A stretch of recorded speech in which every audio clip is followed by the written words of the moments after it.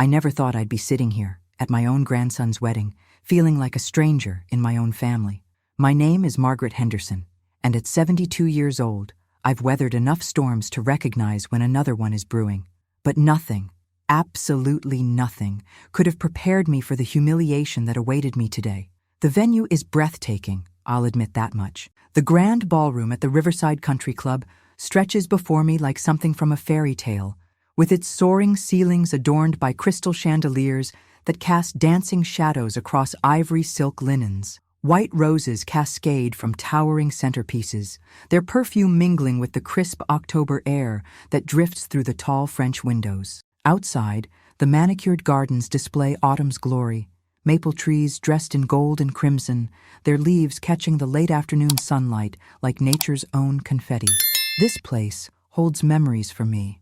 I used to bring Tommy here for Sunday brunches when he was just a boy, back when his parents were too consumed with their careers to notice their son needed attention. We'd sit by those same windows, and he'd press his small nose against the glass, watching the swans glide across the pond while I helped him with his homework. I was the one who taught him to read, who bandaged his scraped knees, who stayed up all night when fever made him delirious with worry.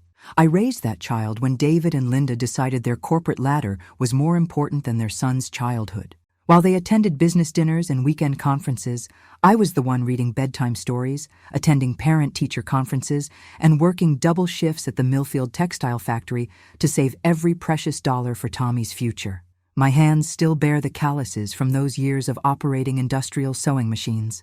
My back still aches from the long hours bent over fabric that would become someone else's luxury. Every penny I earned went toward Tommy's college fund. I drove the same rusted Honda for 15 years, wore the same winter coat until it literally fell apart, and ate more canned soup dinners than I care to remember, all so that boy could have opportunities I never dreamed of. When he graduated summa cum laude from Yale, I was the proudest woman in Connecticut. When he landed his job at the prestigious law firm in Manhattan, I cried tears of joy in my empty apartment. But sitting here now, surrounded by guests who seem to look right through me, I feel like a ghost, haunting my own family's celebration. My son David barely managed a perfunctory hug when I arrived.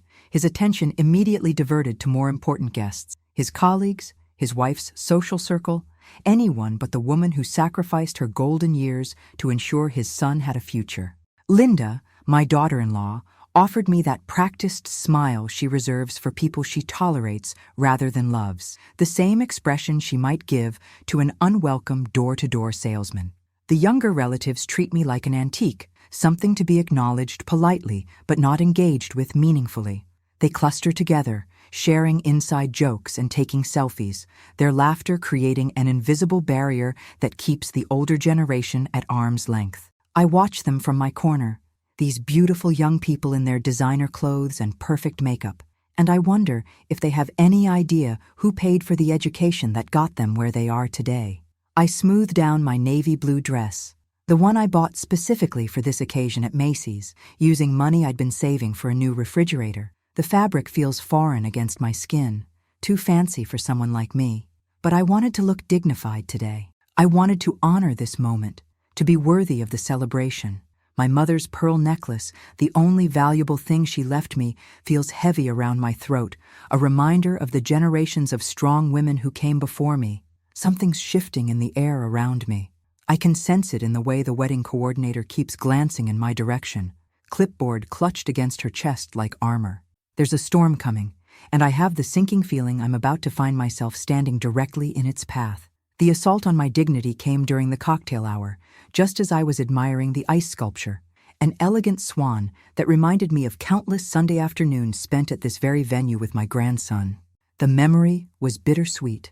Tommy at age 7, his small hand in mine as we scattered breadcrumbs for the real swans on the pond, his eyes wide with wonder as he asked me endless questions about everything from why water freezes to whether swans mate for life. They do, I had told him then, watching a pair glide gracefully across the water. They choose their partner and stay faithful forever. That's what real love looks like, sweetheart. Now, 20 years later, I was watching him celebrate his own wedding, and the irony of that memory wasn't lost on me. The wedding coordinator approached with the kind of aggressive cheerfulness that immediately put me on guard. She was young, probably not much older than Tommy, with perfectly styled blonde hair that hadn't moved despite the October breeze, and a clipboard that seemed surgically attached to her manicured hand. Her smile was practiced, professional, and completely hollow. "Mrs. Henderson, I'm so sorry for the delay, but we have your name tag ready," she announced, extending a small white card with a safety pin attached. I accepted it without thinking, assuming it would simply read Margaret Henderson, or perhaps grandmother of the groom. Instead, I found myself staring at words that felt like a physical slap across the face. The old lady who's just here for the cake. Time seemed to stop. The sounds of celebration, clinking glasses, sophisticated laughter, the string quartet playing Pachelbel's canon, faded into a distant hum. My hands began to tremble as I held that humiliating piece of cardstock, feeling the weight of every dismissive glance, every overlooked contribution, every moment over the past decade when I'd been made to feel like a burden rather than the matriarch who'd held this family together through sheer force of will and unconditional love. "There must be some mistake," I whispered, my voice barely audible above the ambient noise of the reception. The coordinator's smile flickered just for a moment, revealing something that might have been discomfort. "Oh, I'm terribly sorry, but this is exactly what was requested by the family. They assured me you'd understand it was meant to be, well, a family joke. You know how families are with their little inside humor. A family joke. My grandson's wedding. The event I had single-handedly made possible with my life savings, and I had been reduced to a punchline. The humiliation burned in my chest like acid, spreading through my veins until every nerve ending felt raw and exposed. I could already see other guests beginning to notice, their eyes drawn to my name tag like moths to a flame. Some pointed discreetly, others whispered behind their champagne flutes, and a few had the audacity to chuckle outright. Mrs. Patterson from down the street, whose grandson I'd tutored through high school algebra, actually covered her mouth to hide her laughter. "Oh, Margaret, that's hilarious. You always did have such a sweet tooth at church potlucks." The elderly gentleman standing beside me, someone's great-uncle I'd never met, gave me a look of such genuine sympathy that it somehow made everything worse. His kind eyes reflected my own humiliation back at me, and I realized that my shame was now public, witnessed by strangers who would remember me not as the devoted grandmother who'd sacrificed everything for her family, but as the butt of a cruel joke. With shaking fingers, I pinned the tag to my dress, each movement feeling like I was nailing my own dignity to a cross. The metal pin pricked my finger, drawing a tiny drop of blood that seemed symbolic of something much larger bleeding inside me. This was supposed to be a celebration of love, of family, of new beginnings and cherished traditions. Instead, it had become my public execution. But as I stood there, feeling smaller and more invisible than I had in decades, something else began to stir in the depths of my being, something that had been dormant for far too long. They had awakened something in me that they weren't prepared to handle. They had forgotten that the woman they were humiliating had survived the Great Recession, raised a family on a factory worker's salary, and buried a husband while keeping her chin up and her family fed.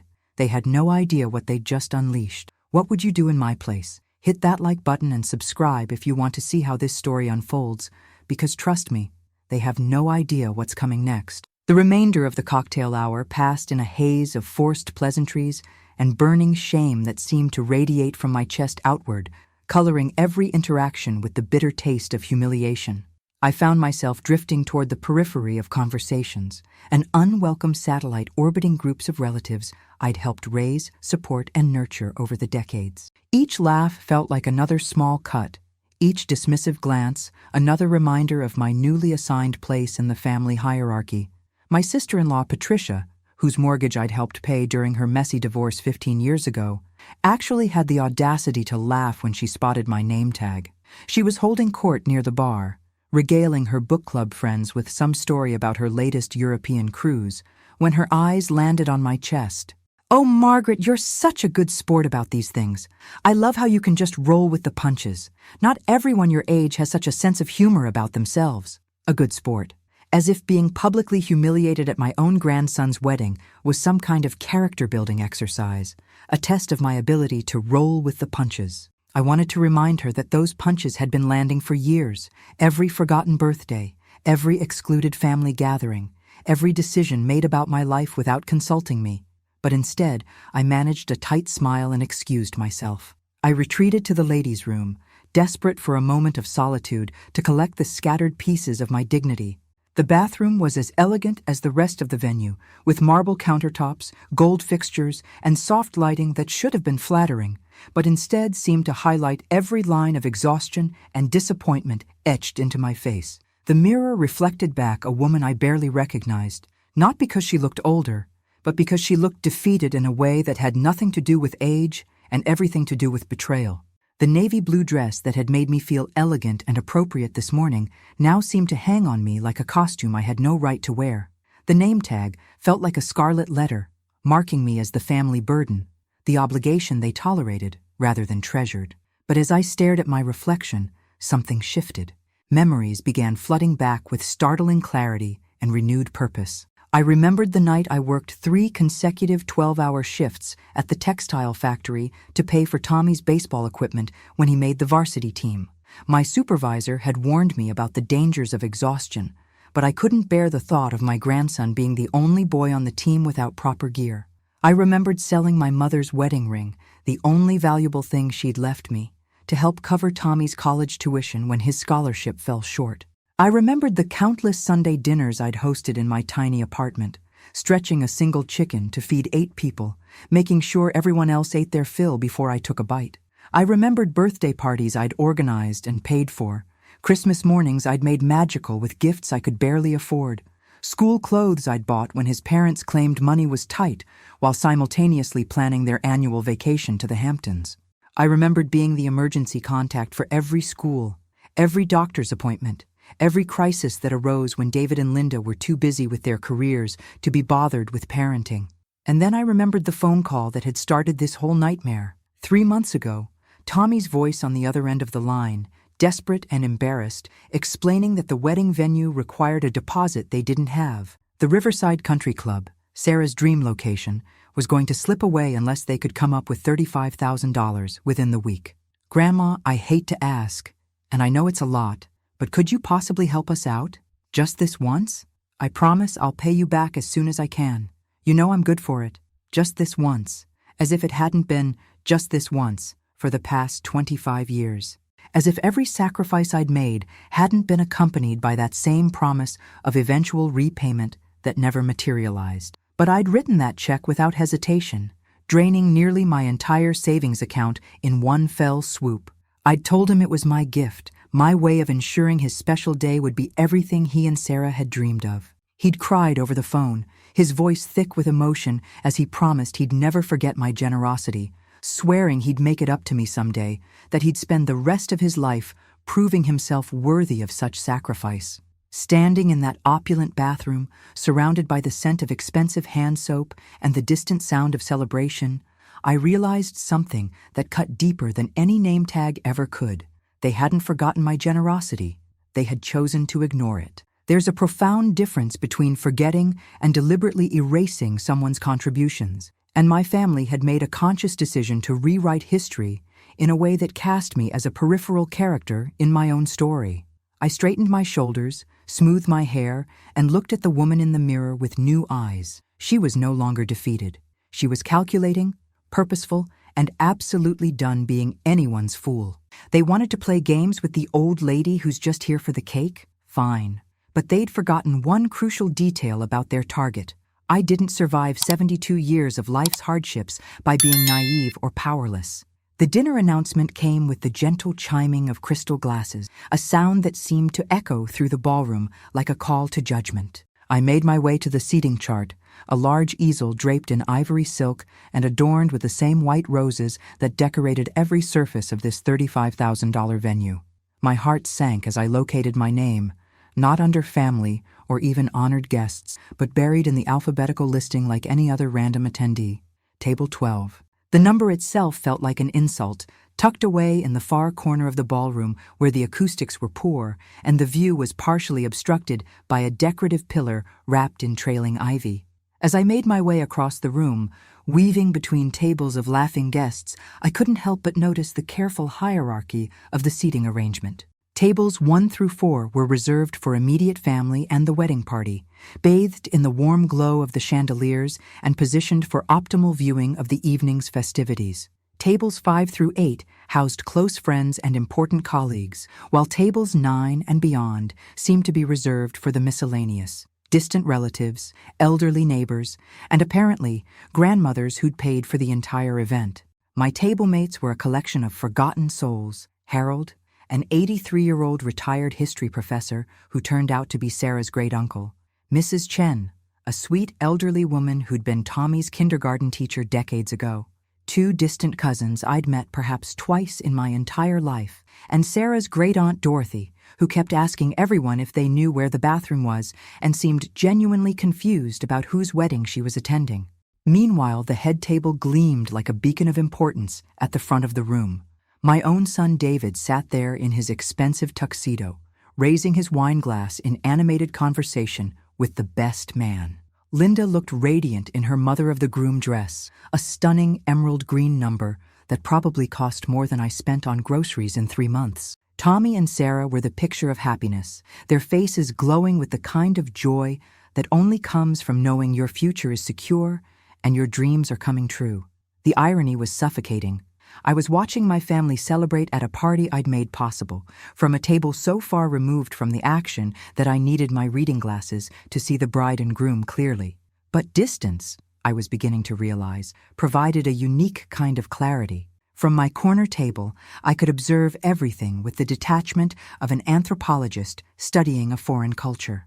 I watched the photographer move through the room like a choreographed dancer, capturing candid moments that were anything but spontaneous. I noticed how the wedding coordinator maintained her perpetual smile while directing staff with military precision, ensuring every detail proceeded according to her carefully planned timeline. Most importantly, I observed the subtle social dynamics of my own family: who spoke to whom, who was included in the inner circle of conversation, and who was systematically excluded.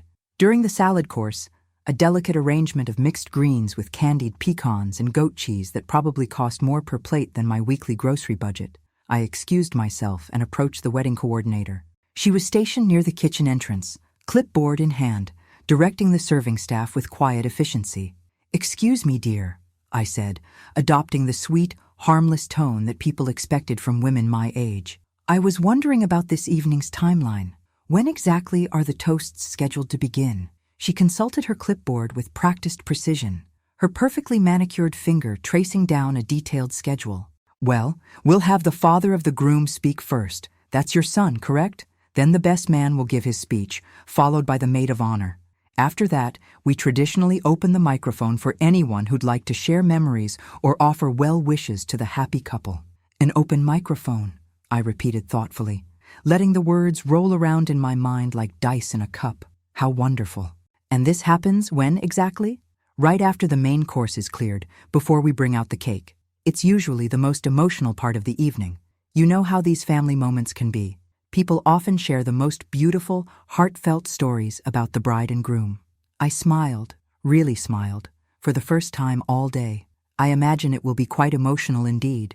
And there's no time limit on these speeches. Oh no, we encourage people to speak from the heart. Some of the most memorable weddings I've coordinated have had the most spontaneous, authentic moments during the open mic portion. Spontaneous and authentic, I mused. How perfect. As I returned to table 12, I felt something I hadn't experienced in months: genuine anticipation. Harold, who'd been watching my interaction with the coordinator with the keen interest of someone who'd spent decades reading people, leaned over conspiratorially as I settled back into my chair. "You know, Margaret," he said quietly, cutting his salmon with surgical precision, "I've been to a lot of weddings in my 83 years, and I've learned something important about these grand celebrations." "What's that, Harold?" He winked, his eyes twinkling with mischief that belied his age. "The person everyone underestimates is usually the one with the most interesting story to tell. And the most interesting stories are often the ones people aren't expecting to hear." I patted his weathered hand gently, feeling a kinship with this stranger who seemed to understand something fundamental about the dynamics playing out around us. "Harold, you have absolutely no idea how right you are." The main course arrived with fanfare. herb-crusted salmon with roasted vegetables, presented on china that probably cost more per plate than I used to make in a day, but I barely tasted the food. My mind was elsewhere, calculating, planning, preparing for what was about to become the most important speech of my life. What would you do in my place? Don't forget to subscribe and hit that notification bell, because what happens next will change everything. Trust me, you won't want to miss this. The main course was a masterpiece of culinary artistry: herb-crusted salmon that flaked perfectly under my fork, roasted vegetables that had been seasoned to perfection, and a wine reduction sauce that spoke of expensive catering and careful attention to detail. Every bite reminded me of the $35,000 that had made this feast possible, money that had once represented my security, my independence, my carefully hoarded nest egg for the uncertain years ahead. The conversation at table 12 had grown surprisingly warm despite our exile to the ballroom's equivalent of Siberia. Harold, the retired history professor, regaled us with fascinating stories about his years teaching at Yale, the same university where Tommy had earned his degree with my financial support. Mrs. Chen, Tommy's former kindergarten teacher, shared sweet memories of my grandson as a 5-year-old, how he used to bring her drawings of our Sunday adventures at this very country club. Even Sarah's great-aunt Dorothy, despite her confusion about bathroom locations, had captivating tales from her years as a combat nurse in Vietnam, stories of courage and sacrifice that resonated deeply with my own understanding of what it meant to give everything for others. But my attention kept drifting to the head table, where my family was living their best lives without a care in the world. Tommy looked every inch the successful attorney in his perfectly tailored tuxedo, his face animated as he shared some story that had the entire table laughing. Sarah was radiant in her designer gown, a vision of silk and French lace that had probably cost more than my car was worth. They looked genuinely happy, blissfully unaware of the storm that was about to break over their perfect celebration. David, my son, was holding court with his usual confidence, gesturing expansively as he spoke to the other parents about his latest business ventures. Linda hung on his every word with the practiced adoration of a political wife, occasionally adding her own commentary in that cultured voice she developed after years of climbing the social ladder. They were the picture of success, the embodiment of the American dream, and they had achieved it all on the foundation of my sacrifices they had apparently decided to forget. I excused myself from the table, claiming I needed some air, and made my way toward the quiet hallway that led to the kitchen area. Away from the celebration, the sounds of laughter and clinking glasses became muted, allowing me to think clearly for the first time all evening. The hallway was lined with framed photographs of past events held at the country club: weddings, anniversary parties, corporate gatherings, all featuring smiling people who had paid handsomely for the privilege of celebrating in these elegant surroundings. My phone buzzed with a text from my neighbor, Mrs. Rodriguez, asking how the wedding was going. I stared at the message for a long moment, my thumb hovering over the keyboard as I considered how to respond. Finally, I typed back, "It's been educational." That single word seemed to capture everything I was feeling. Educational.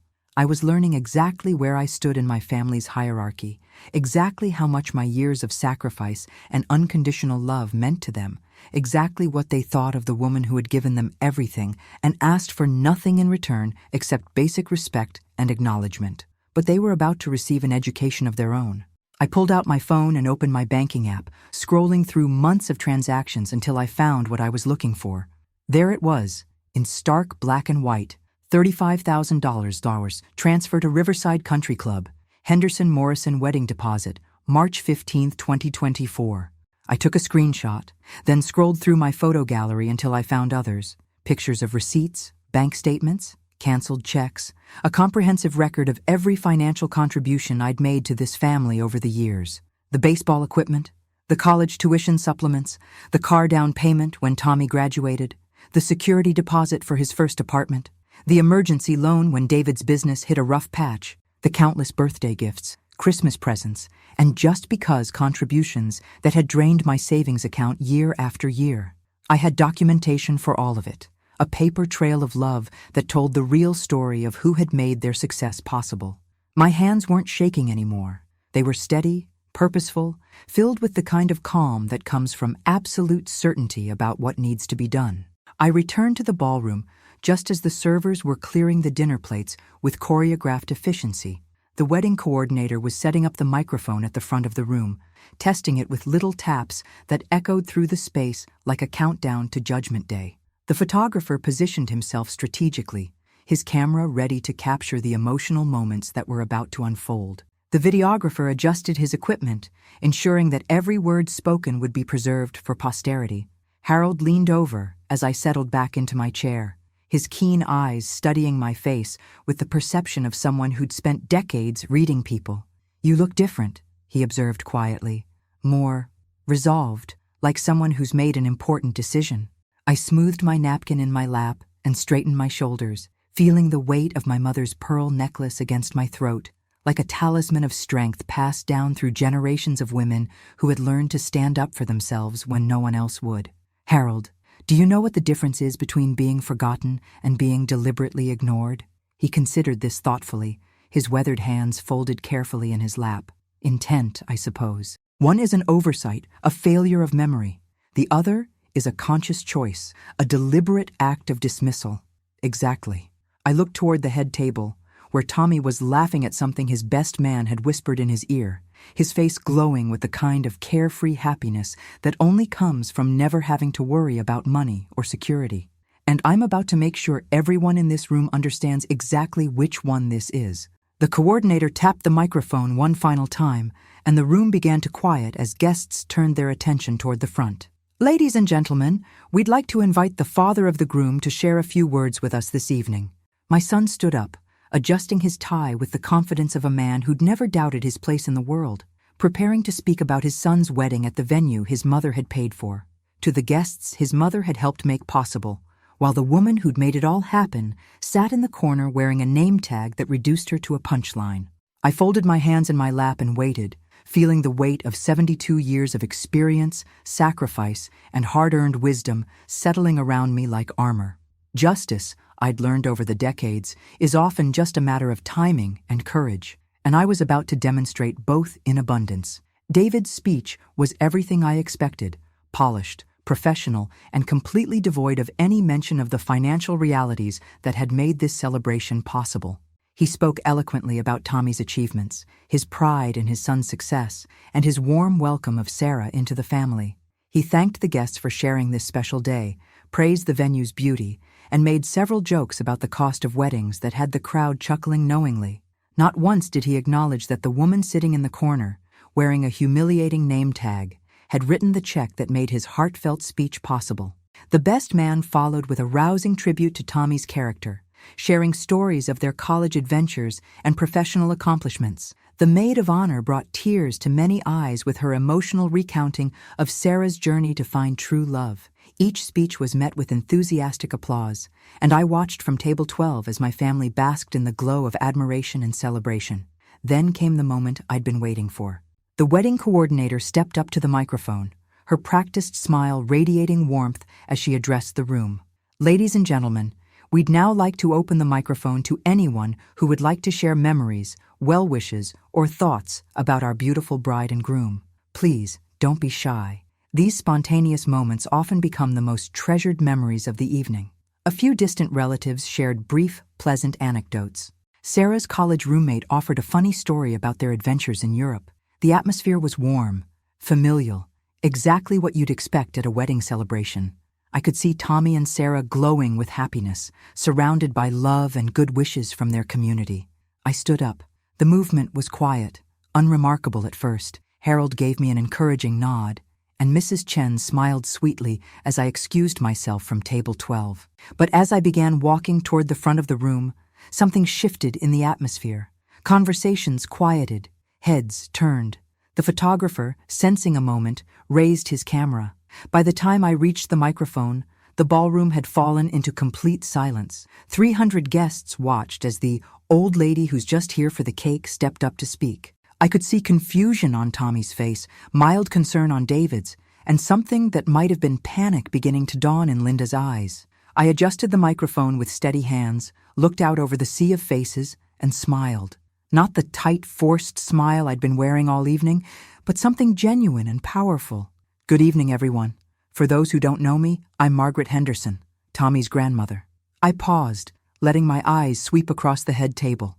Though, according to my name tag, I'm just the old lady who's just here for the cake. A ripple of uncomfortable laughter moved through the crowd. Some guests looked confused, others embarrassed. I could see people craning their necks to read my name tag, whispers beginning to circulate.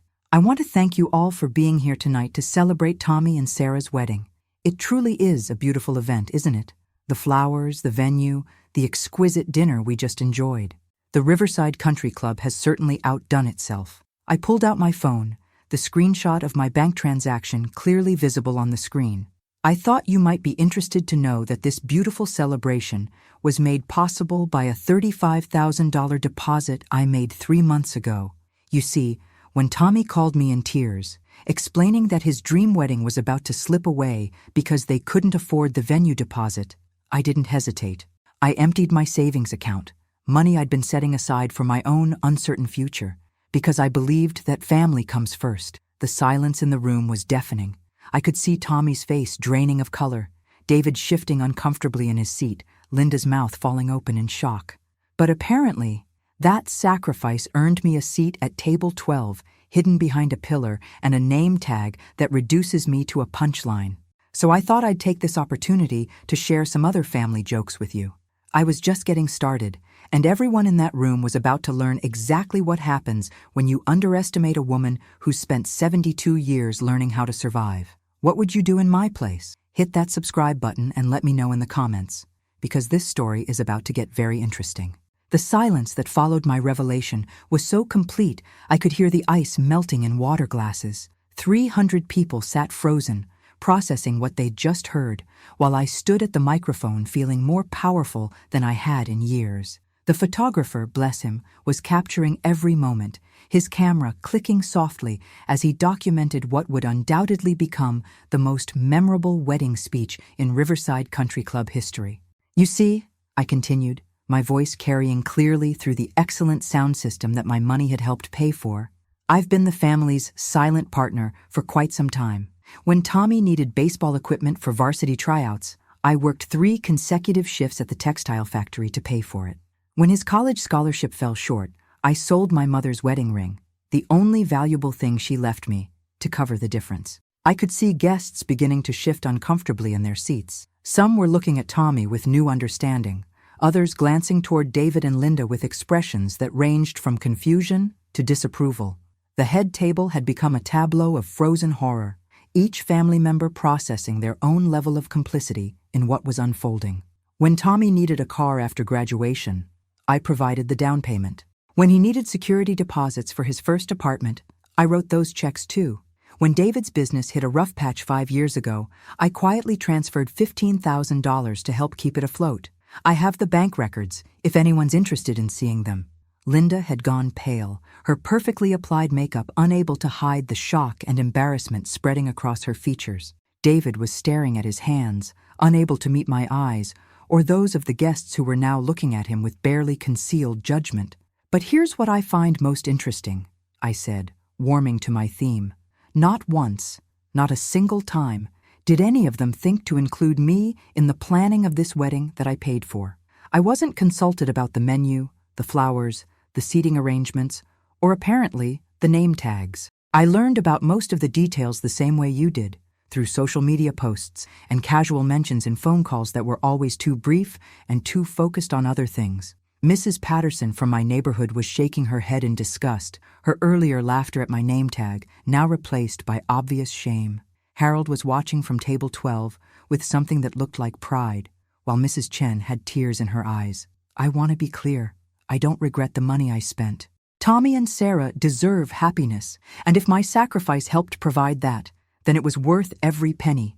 What I regret is the assumption that my generosity made me invisible, that my love made me disposable, that my age made me irrelevant. Tommy finally found his voice, standing up shakily from the head table. Grandma, I held up my hand, and he fell silent. The power dynamic in the room had shifted completely, and everyone could feel it. I'm not finished, sweetheart. You see, everyone, there's something else you should know about tonight's celebration. The open bar you've been enjoying? That was an upgrade I paid for when I learned the original package only included beer and wine. The upgraded floral arrangements? Also my contribution. The photographer capturing these precious memories? I hired him as my gift to the couple. The revelation hit the room like a physical wave. Guests who had been enjoying the premium liquor and admiring the elaborate centerpieces were now seeing them through new eyes. The photographer himself looked stunned, clearly unaware that his services had been arranged and paid for by the woman everyone had been treating as an afterthought. So, when I saw my name tag tonight, when I realized that my contributions had been not just overlooked, but actively mocked, I decided it was time for a different kind of family joke. The kind where the punchline reveals the truth instead of hiding it. I looked directly at Tommy, my heart breaking a little at the devastation in his eyes. I love you, sweetheart. I always have, and I always will.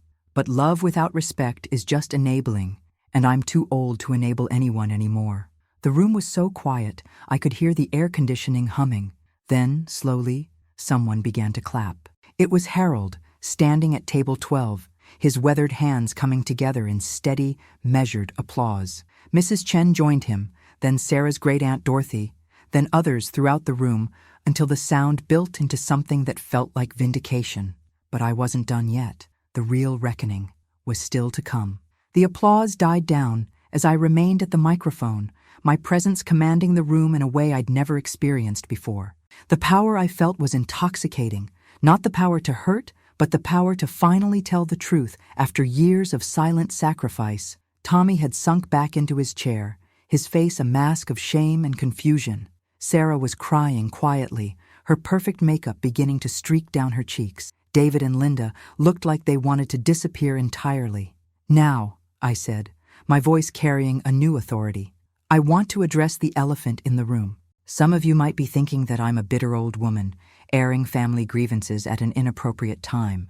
You might be wondering why I chose this moment, this celebration, to make my feelings known. I paused, letting my eyes sweep across the faces of people who had known me for decades, neighbors, church members, family friends who had watched me sacrifice year after year without ever questioning the dynamic they were witnessing. The answer is simple. This was the moment they chose to make their feelings about me public. This name tag wasn't a private joke. It was a public statement about my value to this family. So I decided to make a public statement of my own.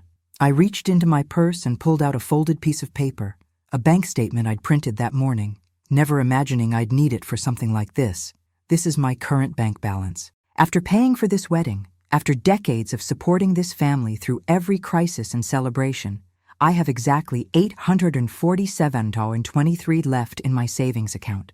That's what I have to live on for the rest of my life, because I believed that family was more important than financial security. The number hit the room like a physical blow. I could see people doing mental calculations, realizing the magnitude of what I'd given up. Linda had her hand over her mouth, her eyes wide with what might have been the first genuine emotion I'd seen from her all evening. But here's what I've learned tonight, I continued, my voice growing stronger with each word. Money can buy a lot of things. It can buy beautiful venues and elegant flowers and premium liquor. It can buy designer dresses and professional photography and 5-course meals. But it cannot buy respect. It cannot buy consideration. And it certainly cannot buy love that isn't conditional on what you can provide. Tommy stood up again, his voice breaking as he spoke. Grandma, please, I'm so sorry. I had no idea about the name tag. I swear to you, I didn't know. Didn't know? I interrupted, my voice sharp with decades of suppressed frustration. You didn't know that your grandmother, who raised you, who sacrificed everything for you, who paid for your wedding, was being treated like a joke? Or did you just not care enough to pay attention? The question hung in the air like an accusation. Tommy's mouth opened and closed, but no words came out. The truth was written on his face. He hadn't known, because he hadn't bothered to know, hadn't thought to check on the woman who had given him everything. And David, I said, turning to my son, when did you decide that the woman who raised your son while you built your career was worth so little that she could be publicly humiliated at a family celebration? David finally looked up, his face flushed with shame and anger. Mom, that's not fair. We never meant what? Never meant to take my money and then treat me like I was irrelevant? Never meant to let me pay for a wedding and then seat me in the corner like an unwanted guest? Never meant to reduce me to a punchline while I was sitting right there in the room? The confrontation I'd been avoiding for years was finally happening, and it was happening in front of everyone who mattered. There was no taking it back, no pretending anymore that everything was fine, that I was content with scraps of attention and casual dismissal. Sarah suddenly stood up, her voice shaking but determined. "Mrs. Henderson, I am so deeply sorry. I had no idea about the name tag, and I'm horrified that anyone would think that was appropriate. You've been nothing but generous and kind to me, and you deserve so much better than this." Her words, genuine and heartfelt, broke something open in my chest.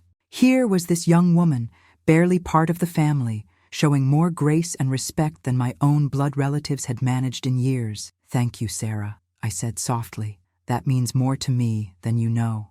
I looked back out at the room, at the faces of people who were seeing me, really seeing me, for perhaps the first time in years. The silence was different now, not uncomfortable but expectant, as if everyone was waiting to see what would happen next. "I want to end with this," I said, my voice carrying the weight of 7 decades of hard-earned wisdom. "Respect isn't something you can buy or demand. It's something you earn through your actions, your choices, and how you treat the people who love you. Tonight, I learned exactly how much respect I've earned from my own family. But I also learned something else. I still have enough self-respect to demand better." I stepped back from the microphone, the sound of my heels on the hardwood floor echoing through the silent ballroom. As I walked back toward table 12, something extraordinary happened. People began standing up, not in applause this time, but in respect. Harold was first, of course, followed by Mrs. Chen, then others throughout the room until nearly everyone was on their feet. The head table remained seated, frozen in their shame and shock, while the rest of the room honored the woman they'd finally learned to see. What would you do in my place? Subscribe and hit that notification bell, because the final chapter will show you exactly how this story ends.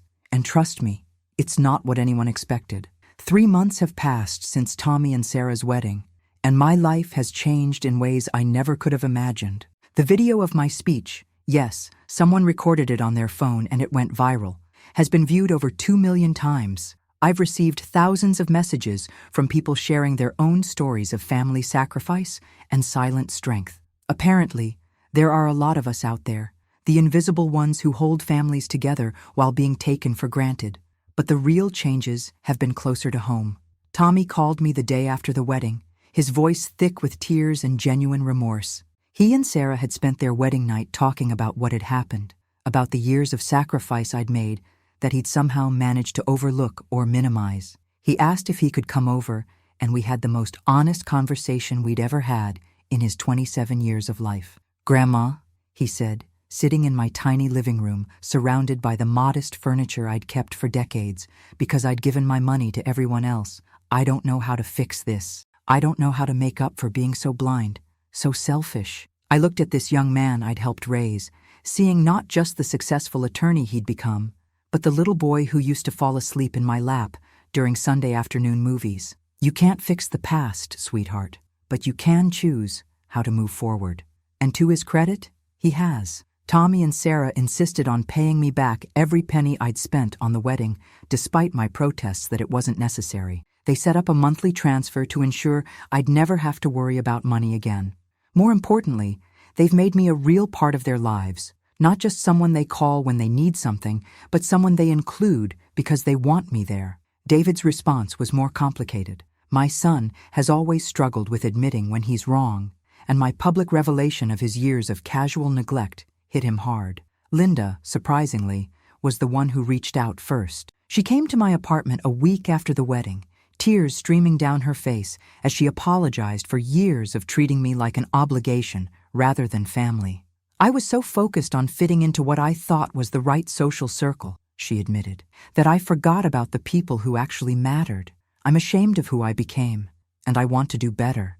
And she has. Linda has become an unexpected ally, someone who now makes sure I'm included in family decisions and celebrations. She's even started bringing her book club to my apartment once a month, introducing me to her friends not as David's mother, but as Margaret, a woman with her own stories and opinions worth hearing. The broader family response has been mixed, but mostly positive. Some relatives have reached out to apologize for their own moments of thoughtlessness over the years. Others have distanced themselves, apparently uncomfortable with the mirror my speech held up to their own behavior. That's fine with me. I'd rather have honest relationships with fewer people than superficial connections with many. The most surprising development has been the new friendships I've formed. Harold, my table mate from the wedding, has become a regular companion.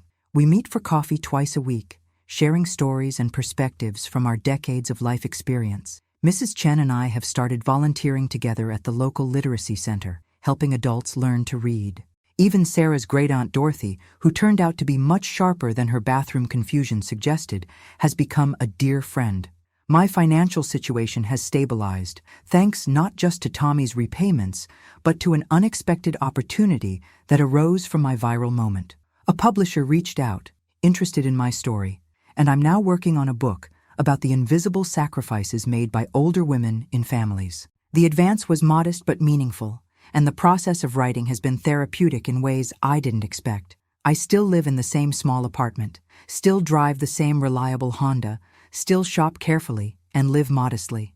But now it's by choice rather than necessity, and that makes all the difference. I have security, dignity, and most importantly, relationships based on mutual respect rather than one-sided obligation.